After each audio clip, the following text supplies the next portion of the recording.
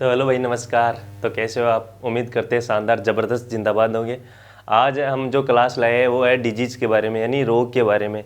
तो आज हमें इस पे जो थंबनेल पे भी लिखा है कि डेफिशिएंसी डिजीज, ठीक है। आज हमें जो स्टैटिक जीके का पार्ट भी है, ओके। तो आज हम उसी के बारे में पढ़ेंगे। हमने सारे चैप्टर से क्लास लिया है, जो पॉलिटी है, हिस्ट्री है, ज्योग्राफी है। आज जो हम साइंस का पार्ट है स्टैटिक जीके के रूम में डिजीज, जो इनसे एसएससी काफ़ी सवाल पूछ लेती है। तो आप हमारे साथ बने रहना दोस्तों, ठीक है। आज हम आपका समय भी ख़राब नहीं करेंगे, हम तुरंत आपको यूँ जल्दी जल्दी बता देंगे, है ना, जो चीज़ों के बारे में जो इस पर लिखा होगा, ठीक है। शुरू में इसमें दिया गया कि विटामिन्स के बारे में, विटामिन्स जो शरीर के जो आवश्यक तत्व है उसके बारे में, प्रोटीन के बारे में, कार्बोहाइड्रेट के बारे में इन लोगों ने लिखा होगा इसमें, है ना। तो हमें वो ही पढ़ेंगे आज, और आपको जो मैं बताता जाऊंगा अब वो चीज़ें आपको तुरंत समझते आती जाएगी, ठीक है। तो हम पढ़ लेते इसको। इस पे लिखा कि विटामिन कार्बनिक यौगिक होते हैं, बिल्कुल होते हैं, विटामिन कार्बनिक होते हैं। जल और वसा जो दोनों में पाए जाते हैं विटामिन, ठीक है। और वसा एक कार्बनिक चीज़ है। विटामिन कार्बनिक यौगिक होते हैं जिनकी हमारे आहार में अलग मात्रा में आवश्यकता होती है, बिल्कुल अलग मात्रा में आवश्यकता होती है।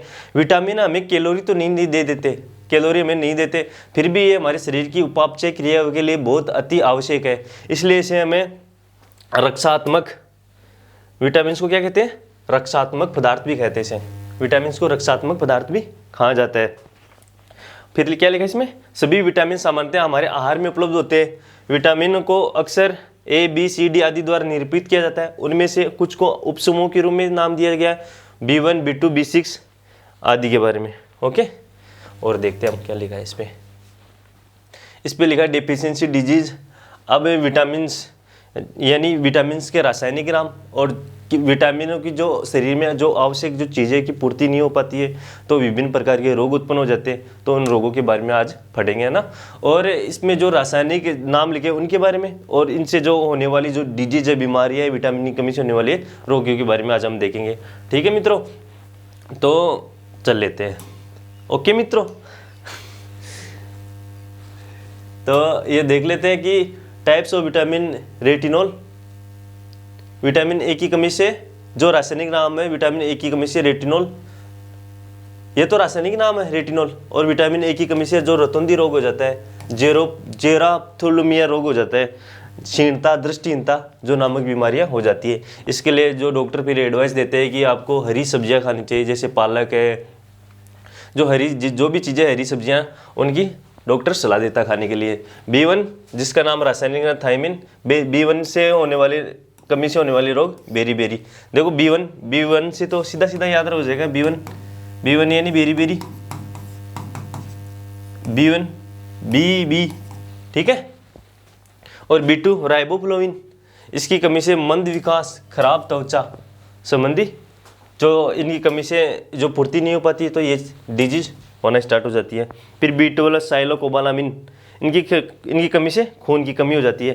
तो खून की कमी हो जाती है तो फिर इसमें जो बीमारियां में देखने को मिलती है, एक तो एनीमिया जो खून की कमी से होता है, फिर पांडुरंग भी एक प्रकार की एक बीमारी है जो खून की कमी से होती है, ठीक है। आगे देख लेते हैं हम। एस्कोर्बिक अम्ल, विटामिन सी की कमी से कौन सा रोग हो जाता है? स्क्रिवी। फिर डॉक्टर सलाह देते हैं इससे खट्टे पदार्थ खाने के लिए, जो खट्टे पदार्थ खाने के लिए, आंवला है, नींबू है, संतरा है, ऐसी चीज़ें खाने के लिए सलाह देता है जब स्क्रिवी नामक रोग हो जाता है। स्क्रिवी नामक रोग से मुसड़ों में जो खून की समस्या हो जाती है, खून बहने लगता है, त्वचा कटी फटी दिखने लगती है, ठीक है, उनकी कमी से। फिर है D कैल्सीफेरोल, जिसका नाम रासायनिक नाम है कैल्सीफेरोल, इनकी कमी से रिकेट्स, जिससे हड्डियां कमजोर हो जाती है खासकर जोड़ों के पास। और क्वाइशिक्योर, ये भी बच्चों में बीमारी होती है जो प्रोटीन कमी से होती है, बट ये कैल्सीफेरोल जो विटामिन D की कमी से रोग होने वाला है रिकेट्स, जिससे क्या हो जाती है? हड्डियां कमजोर हो जाती है। फिर विटामिन E, तो विटामिन E का रासायनिक नाम नहीं दे रखा इन्होंने, तो हम लिख लेते हैं। विटामिन E का रासायनिक नाम है टेकोफेरोल।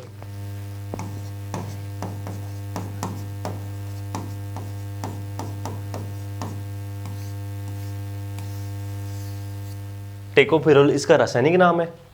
और विटामिन ई की कमी से जो समस्या उत्पन्न होती थी वो प्रजनन क्षमता की जो समस्या उत्पन्न हो जाती है, जनन की जो फर्टिलाइजेशन की जो क्रिया है वो नहीं हो पाती, ठीक है, और बांझपन जैसी समस्या उत्पन्न हो जाती है, तो विटामिन ई भरपूर मात्रा में हमें लेनी चाहिए। फिर के फाइलोक्विनोन, तो फाइलोक्विनोन की कमी से रक्त जमावट के लिए विटामिन के महत्वपूर्ण है।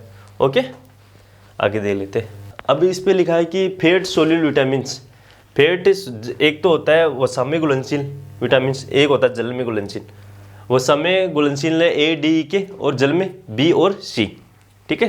तो हम देखते हैं कि वसा और तेल में घुलनशील लेकिन जल में अघुलनशील विटामिनों को इस वर्ग में रखा जाता है। ये विटामिन ए, डी, ई, के ये यकृत और वसा ऊतकों में जमा होते हैं। वसा में घुलनशील विटामिन होते हैं ए, डी, ई, के, और जल में दो ही विटामिन घुलनशील होते हैं, एक तो बी और एक सी, ठीक है। वह हम फट रहे भी है ना। समूह के विटामिन जो वाटर सोल्यूबल है उसमें विटामिन सी पानी में घुलनशील होते हैं, बी और सी हमने यहाँ भी लिख दिया, इसलिए उन्हें एक साथ रखा जाता है। ओके फ्रेंड्स, आगे देख लेते हैं। अब वाटर सोल्यूबल विटामिन, ये वाटर सोल्यूबल विटामिन है जो बी और सी हमने बताया, बी और सी। तो बी और सी वाटर सोल्यूबल है, तो इसमें देखो B1 है, B2 है, B3 है, B5 है, B6 है, B7 है, B9 है, B12 है, B6। ओके फ्रेंड्स, और बी इसमें हम पढ़ लेते हैं विटामिन B1 थायमिन जिसका रासायनिक नाम है, विटामिन B12 राइबोफ्लाविन हमने पीछे पढ़ भी लिया, vitamin B3 niacin, B5 pantothenic acid, B6 पेराडोक्सिक ऐसा होता है इसका, vitamin B7 biotin, vitamin B9 और विटामिन B12 साइनोकोबालामिन, और विटामिन सी जिसकी कमी से जो स्कोर्बिक है और उसकी कमी से स्क्र्वी रोग हो जाता है, ठीक है। हाँ, तो हम बात कर रहे थे जो विटामिन बी और सी के बारे में, यानी जल में जो घुलनशील विटामिन है बी और सी, जिसमें से हम पढ़ रहे थे vitamin B1 thiamine, vitamin B2 riboflavin, vitamin B3 niacin, okay, और vitamin B5 pantothenic acid, vitamin B6 pyridoxine, vitamin B7 biotin, vitamin B9, vitamin B12 cyanocobalamin, okay, और विटामिन सी जिसकी कमी से स्क्र्वी रोग हो जाता है, जिसका रासायनिक नाम है एस्कोर्बिक, ठीक है फ्रेंड्स। और ये क्या है, जल में घुलनशील वाले, केवल बी और सी जल में घुलनशील वाले विटामिन है, और ए, डी, ई, के वो है वसा में घुलनशील, यानी कार्बनिक जो चीज़ें होती है ना, वसा में कार्बनिक पदार्थ पाया जाता है, तो ए, डी, के वो घुला देता है उसमें। तो आगे चलते हैं, ये नहीं लिखा इसमें, ये लो। अब किसकी कमी से कौन कौन सा जो बीमारियां वो हो जाती है वो देख लेते हैं हम। कैल्शियम की कमी से हड्डियाँ कमज़ोर हो जाती है, एक्सेसिव ब्लीडिंग होने लगती है, फास्फोरस की कमी से खराब दांत और हड्डियाँ कमज़ोर हो जाती है, फास्फोरस की कमी से खराब दांत और हड्डियाँ हो जाती है, कमज़ोर हो जाती है हड्डियाँ, आयरन की कमी से एनीमिया रोग हो जाता है। और फ्लोराइड के बारे में बता रहा था, ये फास्फोरस की याद है, फ्लोराइड की कमी से भी दांत खराब हो जाते हैं। ओके फ्रेंड्स, एनीमिया और पांडुरोग जैसी बीमारी हो जाती है, ये खून की कमी से होती है।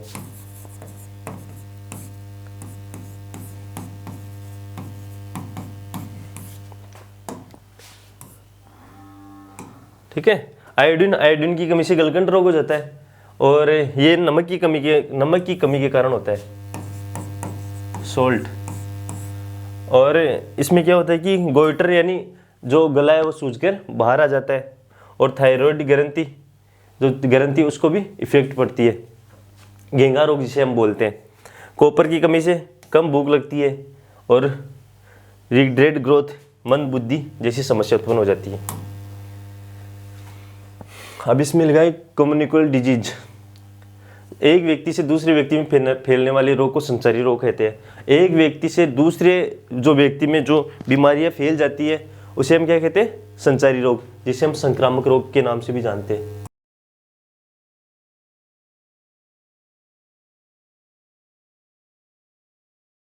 और सबसे ज्यादा संक्रामक रोग है वायरस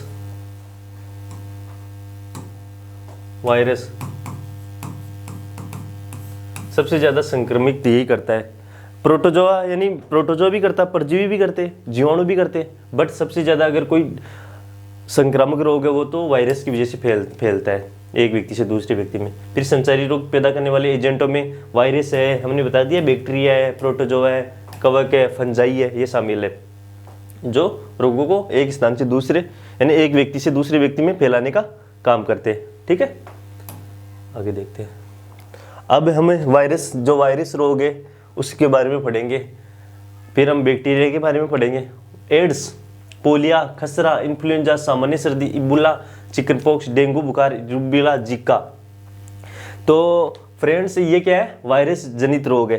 ठीक है, जो वायरस यानी जो एक स्थान से एक व्यक्ति से दूसरे व्यक्ति में तुरंत फैलने वाले रोग है, जिसमें एड्स है। एड्स से किस वायरस से फैलता है? HIV नामक एक वायरस आता है। ठीक है, यहाँ लिख देता हूँ मैं HIV, इम्यूनो डिफिशिएंसी वायरस, इसका जो फुल फॉर्म है वो है। और ये सबसे ज़्यादा प्रभावित करता है, संपूर्ण शरीर को ही प्रभावित करता है। और इसकी कमी से फिर क्या हो जाता है कि रोगों से लड़ने की जो क्षमता होती है बॉडी में वो खत्म हो जाती है। और ये एक प्रकार की भयंकर एक वायरस है जो अपने देश में अभी भी एक चिंता का विषय बना हुआ है। फिर पोलियो भी एक पोलियो नामक वायरस से फैलता है, जो हमने 2014 में इसको जड़ से खत्म कर दिया। खसरा मिजल्स, ये संपूर्ण शरीर को प्रभावित करता है, संपूर्ण शरीर को प्रभावित करता है। और ये मोरबिली नामक वायरस से फैलता है।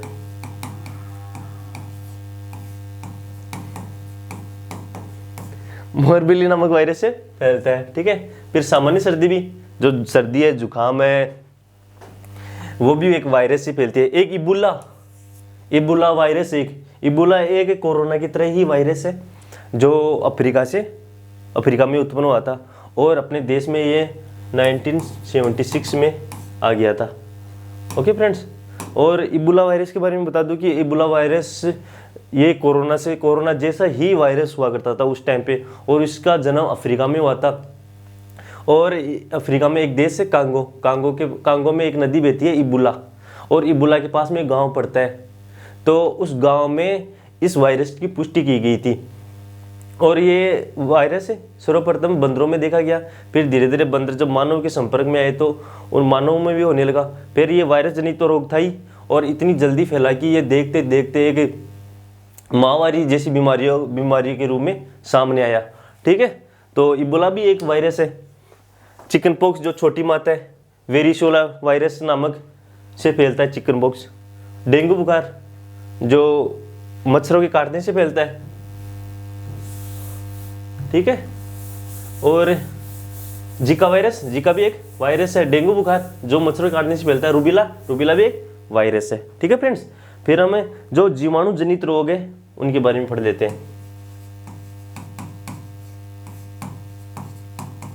जो जीवाणु से बीमारियां हो जाती है, तपेदिक, जिसे क्षय रोग के नाम से भी जानते हैं हमें। और जो बैक्टीरिया जनित रोग है इसका, ये ट्यूबरकुलोसिस नामक बैक्टीरिया नामक से फैलता है। ओके, टाइफाइड, साल्मोनेला टाइफी एक बैक्टीरिया होता है, उसकी वजह से फैलता है। और ये दोनों आंत को प्रभावित करते हैं। शरीर में जो आंत होती है, छोटी आंत और बड़ी आंत, तपेदिक भी आंत को प्रभावित करता है। एक होता है पेचिस भी आंत को प्रभावित करता है, जो परजीवी नामक जीवाणु से परजीवी से फैलता है। तपेदिक आंत को प्रभावित करता है, टाइफाइड आंत को प्रभावित करता है। और इसका जो बैक्टीरिया है वो साल्मोनेला टाइफी। हेजा ये दूषित जल वगैरह से फैलता है। और इसका जो जीवाणु विब्रियो कोलेरी नामक जीवाणु से ये हेजा फैलता है। कुष्ठ रोग लेप्रोसी नामक जीवाणु से फैलता है। टिटेनी नामक जीवाणु से फैलता है। और टिटेनस ये तंत्रिका तंत्र को प्रभावित करता है। प्लेग पेस्चुला पेचिस नामक जीवाणु से फैलता है। ठीक है, और ये चूहों में पाई जाती थी पहले बीमारी। ओके फ्रेंड्स, तो हम बता रहे हैं आपको। ठीक है, समझ में आ रहा होगा फ्रेंड्स। लो आगे चलते हैं। अब परजीवी यानी प्रोटोजोआ या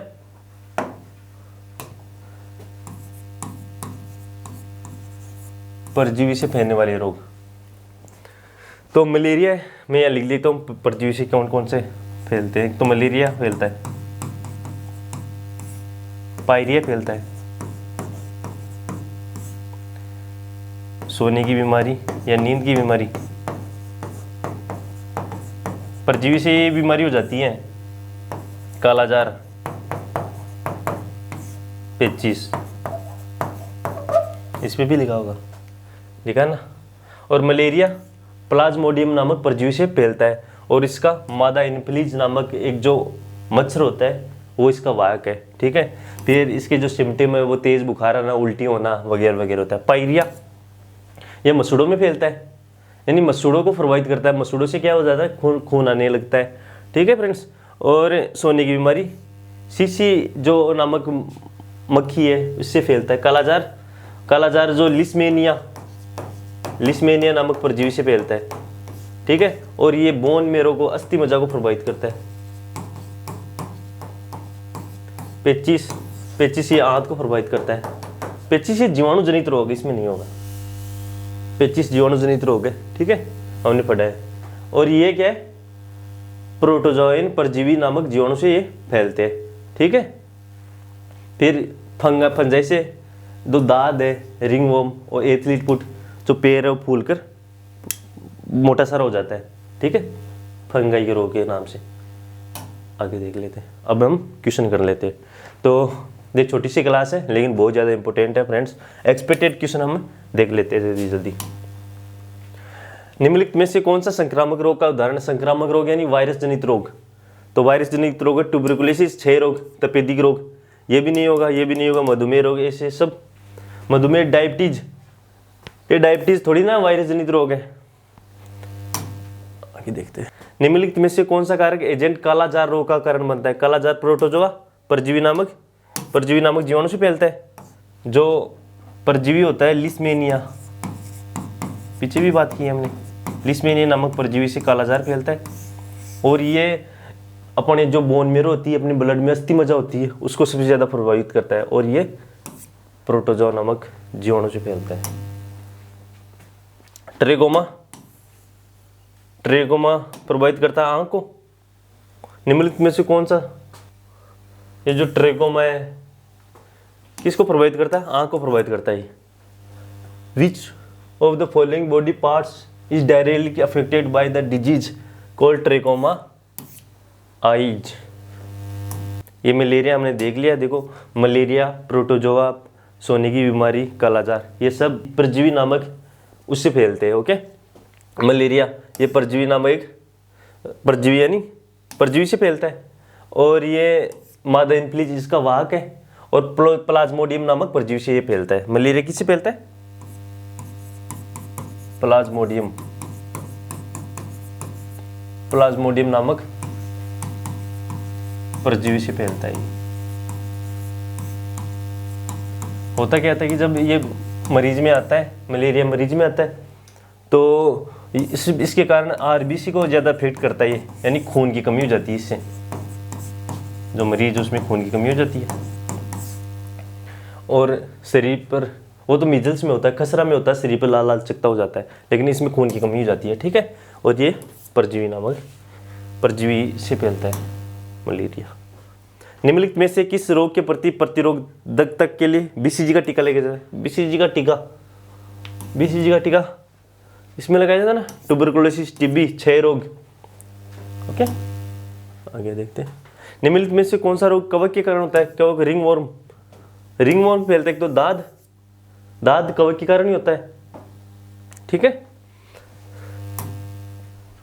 निम्नलिखित में से कौन सा कारक एजेंडा इबोला रोग का कारण बनता है? इबोला एक वायरस है। इबोला की घटना हमने बता दी। इबोला अपने देश में 1976 में आया था। इबोला भी एक कोरोना वायरस की तरह ही हुआ करता था उस टाइम। और ये अफ्रीका से आया था।